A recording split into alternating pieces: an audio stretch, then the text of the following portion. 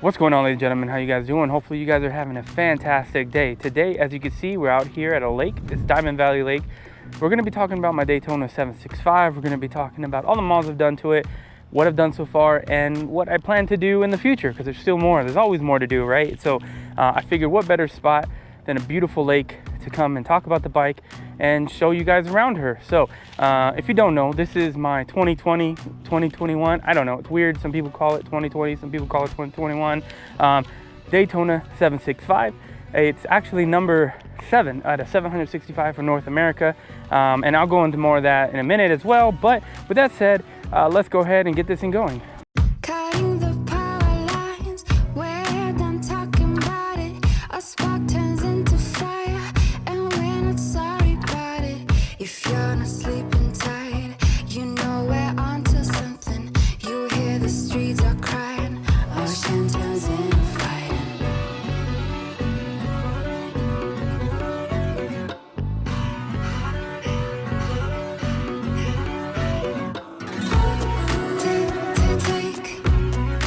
Take it to the streets, hit, control of the wheel. Take it to the streets, hit, control of the wheel. Like I was saying earlier, this is my limited edition number 007 Daytona 765. If you don't know about the bike, Triumph only made 765 of these for North America and 765 for the rest of the world. I got super lucky and I got number 007 for North America, which is a really low number. I don't think I've seen or heard anyone with a lower number than mine as of yet. So I mean, if you're out there and you're watching this, leave a comment down below, because yeah, there's not many of us out there. So, you know, anyways, before we get into this, make sure you follow me on Instagram. I post a lot of pictures on there if you're into bike stuff or want to see behind the scene footage stuff and things like that. So go ahead and hit me up on Instagram. I'm also on Facebook, Twitter, all that good stuff as well. So if you guys are into that, that's all available. But with that said, let's get into this. Let's talk about the things I've done. And I was trying to figure out how I want to edit this. If I want to start with like the easiest to the, you know, more complex to most expensive to the cheapest. So I think that's what we're going to do. We're going to go ahead and start from the top with the most expensive things that I've done to the bike and then work our way down. Check that out. That's pretty cool. That's pretty low too. Anyways, all right, let's go into this. With that said, I guess the first thing is the wrap. Now it doesn't look like it's wrapped, I know, but I do have the entire bike wrapped with a clear coat, which you can kind of see, hopefully. I don't know if you guys can see right here, but you can barely see the line right here. But from the tank, all the plastics to the bottom fairing, to the front tire hugger, sorry, to the rear tire hugger, to underneath, like everything that is carbon fiber or, you know, flat metal or anything like that. Even the inside panels right here, all wrapped. It was all done by a company called Sync Wraps, and that cost around $1,500, $1,600, I think it was, to get the entire thing wrapped. Or was it more? You know, I don't remember. It was about $1,600 to $2,000, something like that, to get the entire bike wrapped. Did a phenomenal job. I actually really didn't even write it until I got that completed. I didn't want to write it and get, you know, rocks hit it or anything like that. So I actually had it for about 7 months before I even really wrote this thing, because I didn't want to write it until it got wrapped. So that's the first mod that I have done on this bike. Numero dos. So the second most expensive mod is going to be the seat. So yeah, the seat. I have the tank pads and the center tank pad, or leaflets, whatever you want to call them. They're all custom made by Moto. As you can see, they did a really good job with the red stitching. It fits the color of the bike. And then the seat, they did a really good job. As you can see, you have like the carbon fiber parts. You have the red that matches. Look at how close that is.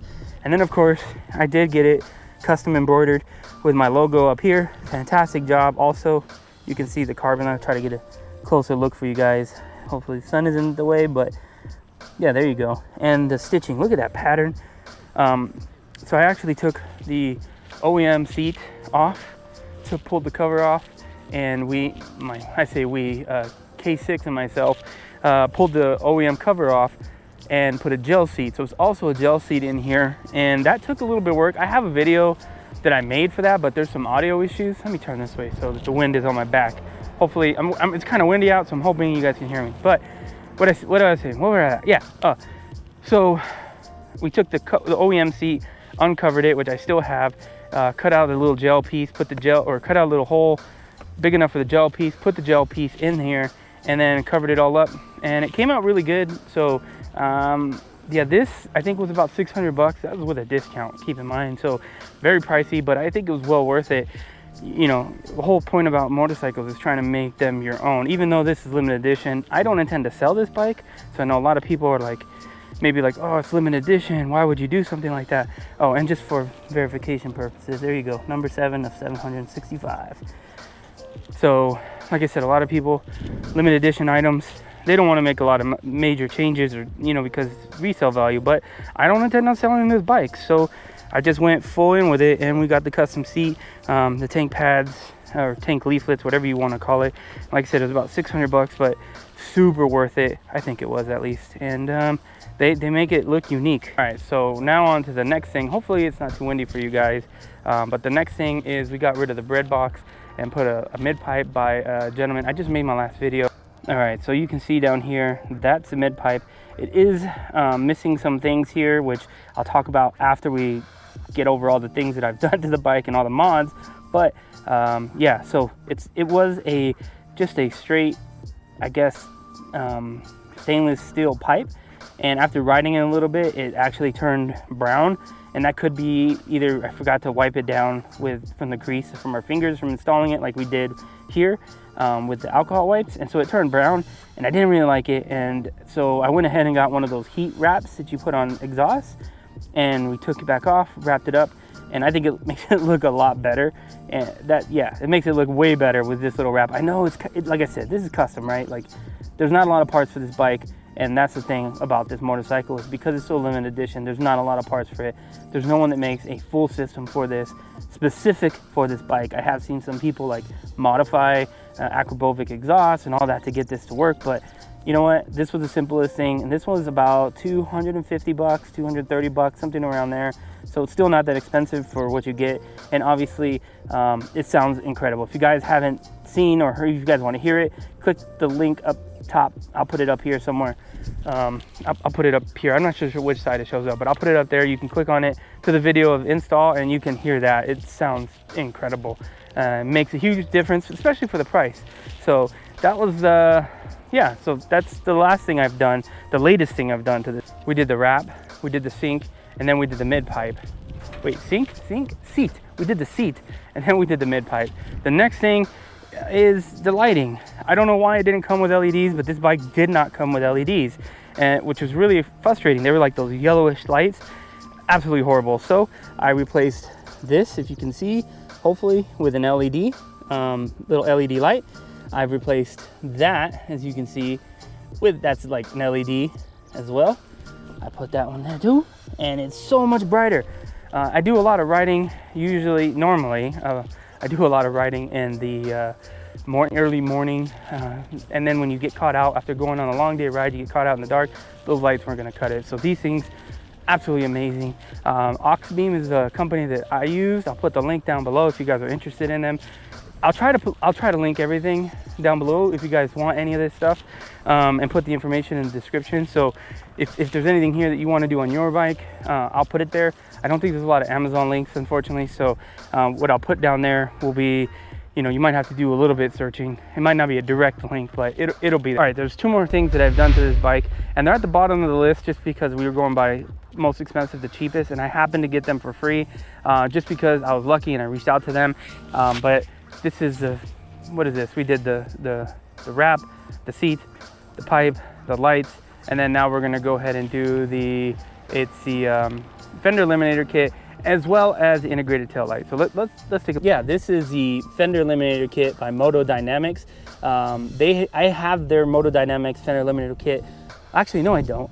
Yes, I do. I have the Moto Dynamic Fender eliminator kit on my GSX S750, and I also have a Daytona 675, but I don't have this one on. I don't have their model on there.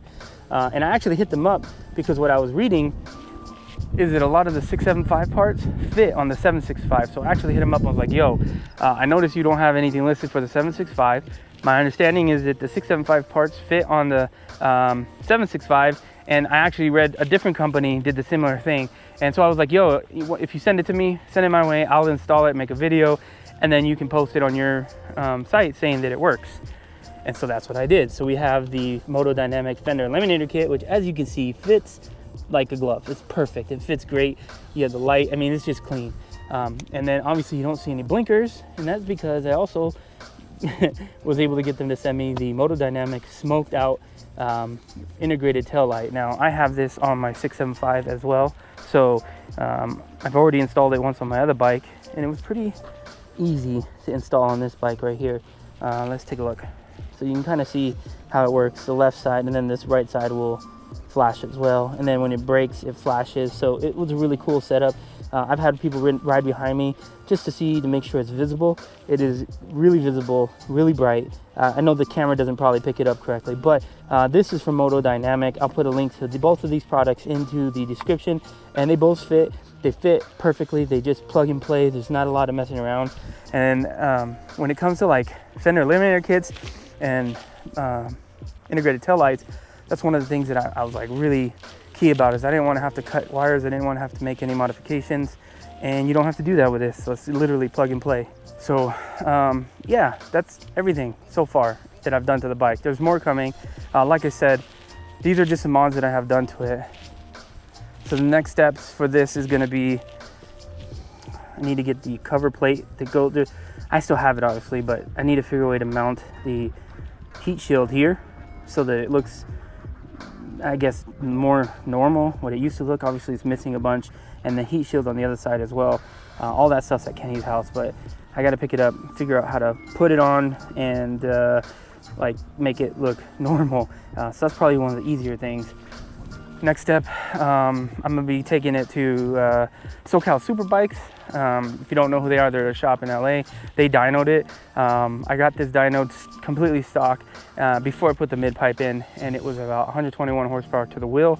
So we're gonna do a flash ECU, unlock some stuff, unrestrict stuff, and calibrate it, get it tuned, and then we're gonna dyno it again after that. So my goal, I'm hoping to do like 130. I mean, the dream would maybe 135. I think the MotoGP version is 138 to the wheel, so we'll see. ECU flash, get it dynoed, get it tuned, and then once I put the bottom fairing things back on, I think I'm done with it. I mean, everyone says they're done with it, but I'm pretty sure I'm done with it, unless someone comes out with a full system. I don't know, we'll see. But yeah, that's it. That's everything that I have on the bike. If you're interested, again, I'll put everything in the description. All right, man, I keep getting distracted. There's so many people here, but yeah, if you like the bike, if you like the parts, if you like the video, hit the subscribe button, hit the like button, leave a comment down below. Let me know what you think. Don't forget to hit me up on Instagram, Facebook, Twitter, whatever. If you have any questions, hit me up on any one of those. I'll get you the answer. And don't forget to hit the subscribe button. And yeah, until next time, hopefully you guys have a fantastic day. Peace.